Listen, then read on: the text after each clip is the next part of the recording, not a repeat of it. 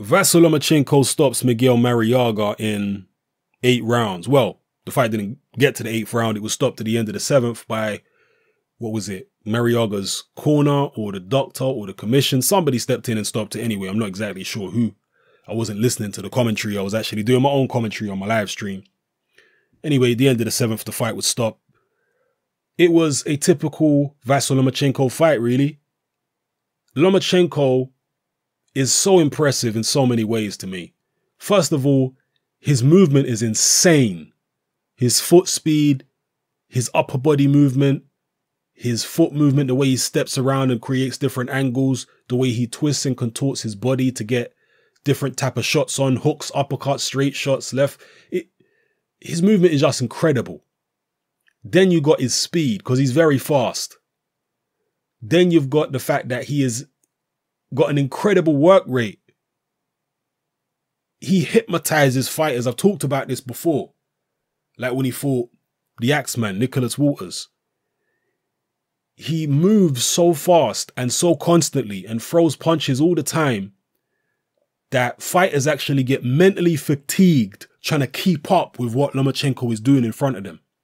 They can do it for a few rounds, but after a while, they get mentally fatigued and they just go into a trance-like state where they cannot concentrate on what he's doing.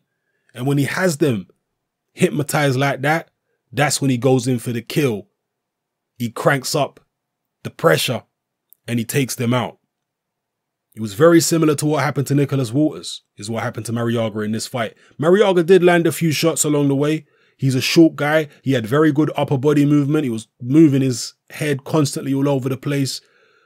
But when you're the guy who's under pressure and you're being forced to move your head all the time, you tend to get tired quicker than the guy who's putting you under pressure because he's punching when he wants to punch.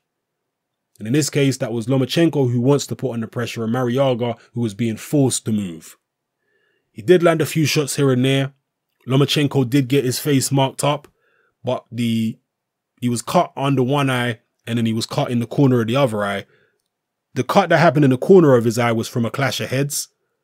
I don't even want to say a headbutt. It was just a clash of heads. Lomachenko was moving so much upper body movement, and Marriaga also moving his head all over the place. They ended up clashing heads. And Marriaga being the shorter guy, Lomachenko being the taller guy, Lomachenko came off worse. That's all that was. There was nothing malicious in it. So, yeah, I mean, what can I say other than that? I just told you the whole story of the fight. Marriaga tried his best to stay away from the shots, tried his best to keep up with Lomachenko, but in the end, he just couldn't. He was left in a complete daze, totally confused. He couldn't keep up the concentration levels with what Lomachenko was doing in front of him. Just totally baffled and confused him, and the corner or whoever stopped it did a good job because their guy was done. You know, stick a fork in him, man. He's done. So onwards and upwards for Lomachenko. We'll see where he goes from here. Is he going to unify the super featherweight division? Will he move up to lightweight? What will he do? We know that the Gervonta Davis fight ain't happening. Floyd Mayweather made it very clear from the moment that Gervonta Davis won his world title that he ain't letting him go nowhere near Vasyl Lomachenko. I mean, it's one of the most blatant and shameless ducks you've ever seen. As soon as the guy wins his world title, you've got his promoter coming out publicly saying he's not fighting Lomachenko. What's that about? I mean, are they going to try hide behind the Bob Arum situation? Because we know Floyd and Bob don't like each other. Realistically, I rate Gervonta Davis as a fighter. I think he's very good. But Lomachenko would be too much for him at this stage, in my view. Way too much.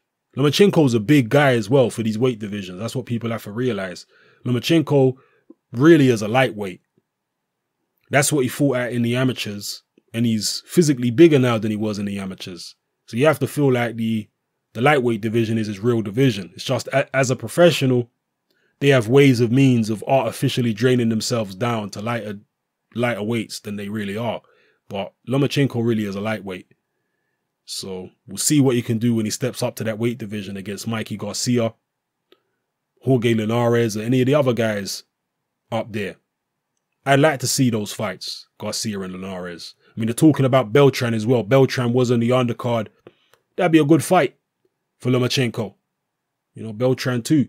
I'd still like to see Lomachenko square this situation with Salido. Apparently Salido's being awkward and they can't sort out the money or whatever it is. I'd like to see him sort out the Salido situation simply for the fact that when Lomachenko lost to Salido, it wasn't like Lomachenko was at the end of his career and past his best, because if you suffer a loss when you pass your best, nobody really needs you to avenge it because we understand that you're way over the hill. But that weren't the case when he lost to Salido. Yeah, it was very early on in his career, but he was still clearly a championship level fighter.